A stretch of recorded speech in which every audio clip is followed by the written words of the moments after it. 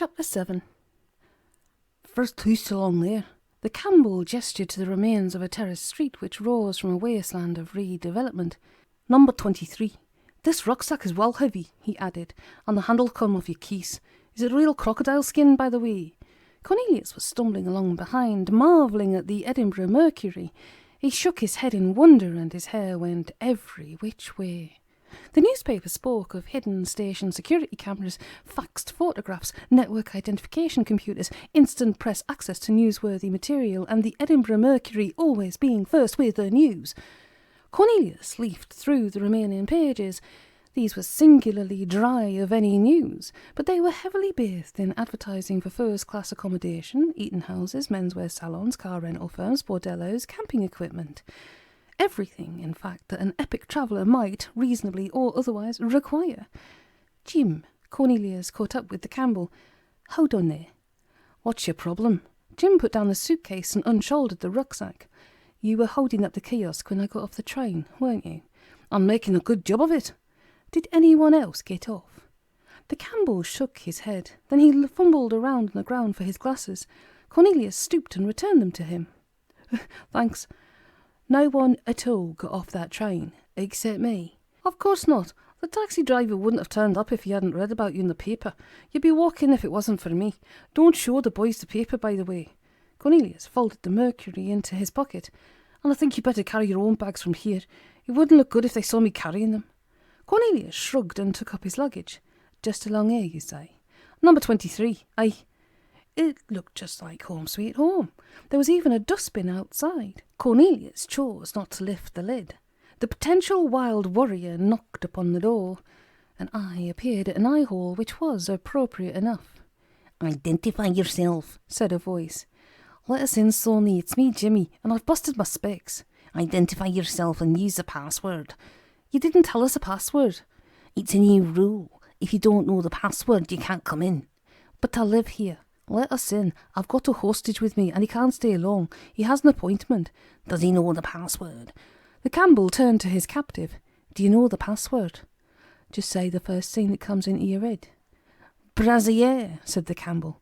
Enter a friend. The door opened and Cornelius was ushered inside.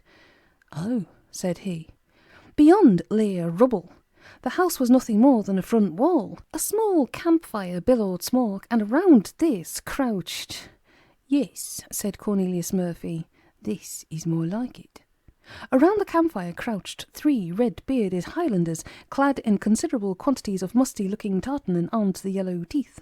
Tall eagle feathers quivered in their war bonnets. You asked about the Dirks, said Jim. And who is this? A fearsome warlike apparition flung a horn beaker aside and rose to his feet, making motions towards his sword belt. A hostage, said the Campbell proudly. Cornelius Murphy. This is Angus. He's the leader. And over there by the fire is Hamish. And Sonny let us in, of course. Aye there, said Sonny. Hello. Cornelius waved at Sonny. Hostage! Angus, or Black Angus as he preferred to be called, eyed Cornelius with contempt. We send you out today to buy sandwiches and you come back with a hostage. Buy sandwiches. Cornelius turned to the Campbell. But you said... And where's my bloody cigarette lighter? Roared Hamish. You know I cannot abide to light my woodbine from the campfire. Sorry. The Campbell dug out the bogus grenade and handed it back to its rightful owner. I don't think you've been altogether honest with me. Cornelius made a stern face at the Campbell. The Campbell took off his spectacles and tucked them into his pocket. Shut your mouth, he snarled, if you know what's good for you, and sit down. Angus! Angus slunk back to the campfire. Cornelius viewed the Campbell. All trace of the short-sighted incompetent had vanished. The clear blue eyes glittered with menace. The face wore an undeniably evil expression. The Campbell leered at him.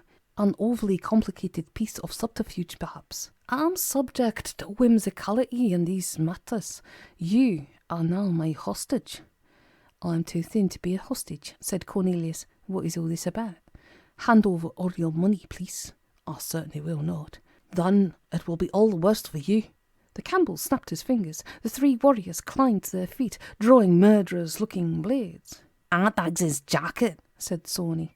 And I'll take his flowery blouse. Look well on my lassie. Angus ran his thumb along a knife lined with crocodile teeth. "What size are your boots?" Hamish asked. 8.5. "They'll do for me right enough then." "I would prefer to keep them if it's all the same with you." Cornelius struck out with the right one, catching Hamish an agonising blow to the sporran. The Highlander doubled up, eyes crossed and streaming. His companions made a rush at Cornelius. The tall and cornered boy swung his suitcase. He managed to catch Angus a half-decent clip across the right ear, but the sinister Campbell grabbed him from behind and clung to his neck. Cornelius elbowed him where he could, but the camouflage figure appeared quite impervious to that kind of thing. Sawney raised his claymore in both hands and prepared to bring down the hilt. "Hold it right there!" The voice did not come from Cornelius, although those were the words he had in mind to use. They came from a police loudhailer. "Lay down your weapons and let the hostage go." "Aye, what?" The Campbell glared about him. He didn't loosen his grip on Cornelius, though. "You are surrounded," continued the police voice. "Put down your swords and let the lad go, Campbell." Said the Campbell. "Best do what he says," said the tall boy. "No, I don't see any police. Listen," he shouted. "We've got the hostage and we're keeping him." "Our marksmen have you in their sights, right at the big pimple on your forehead."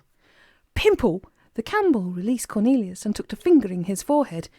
"That's a birthmark, by the way." "It's a bloody big boobo," swore Hamish, clutching at his kilt. "A proper target, so ye are." "Where are ye?" shouted the Campbell, spinning about in small circles.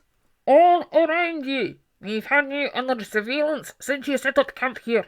Now let the lad go or we open fire." Angus and Sawney flung down their weapons. Hamish sat nursing his loins. The Campbell clenched and unclenched his fists. "Well, I'll be off then." Cornelius backed towards the door. "Don't forget your luggage, you fool!" called the police voice. Cornelius hastily snatched up his bags. "Of course not. Thank you."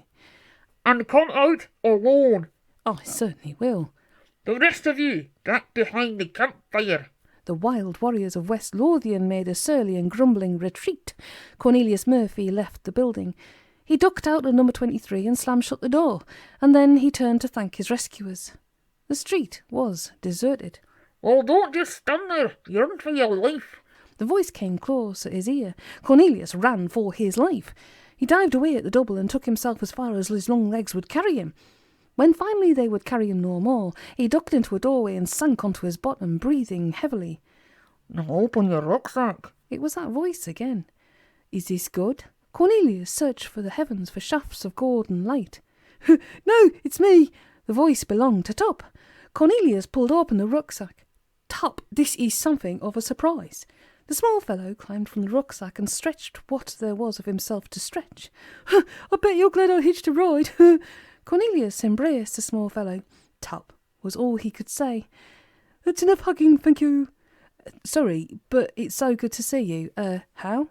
"I hitched a ride. I could hardly let you go off on an epic journey all by yourself. There's no telling what kind of trouble you might get yourself into. So I climbed into the rucksack while you were taking a pee back at the wife's legs. Been living on the daddy's field rations. Can't say much for the mother's coffee, though. And I could really use a toilet about now." "Well," said Cornelius, "just fancy that. You hitchhiking in my rucksack all the way up here without me knowing, and then doing a perfect impression of a police loudhailer." Tuppe held his nose and barked into the empty thermos flask.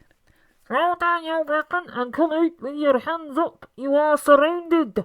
Several nearby windows came up and a number of guns flew down into the street. "Don't shoot, G-man," called someone.